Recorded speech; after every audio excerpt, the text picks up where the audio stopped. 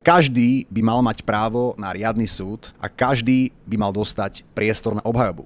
A mne, progresivistický agent Martin Truchly, toto právo odoprel. A potvrdil to aj Krajský súd. A potvrdil to takým spôsobom, že keď som si čítal to rozhodnutie Krajského súdu, tak až nevedeli uveriť, že čo to je za bizarné rozhodnutie Mestského súdu. Že ako je vôbec možné, že takéto niečo vydali. Že to nedáva absolútne žiadny zmysel. Že niekto si tu urobí nejaké jemne kritické video a vy na neho použijete ten najtvrdší, najinvazívnejší prostriedok, aký v civilnom práve máme. Vyslovene tam svojou rečou napísali, že Martin Truchly sa musel asi zblázniť. Že tomu rozhodnutiu chýba akákoľvek logika. A potom je možno na mieste otázka, že keď sudca takto svojvoľne rozhodne, keď sudca niekomu napadne jeho základné ľudské práva, že či ho za to čaká nejaká sankcia. A odpoveď je, že nie. Sudcu nečaká absolútne žiadny trest. Ani len najmenší. Ani len zníženie platu na 2 mesiace. Sudca, keď rozhodne nezákonne, keď aj vyšší súd povie, že to rozhodnutie je absolútne neadekvátne, tak ten sudca za to nenesie absolútne žiadne následky. A toto je môj problém. Sudcovia a prokurátori ničia životy,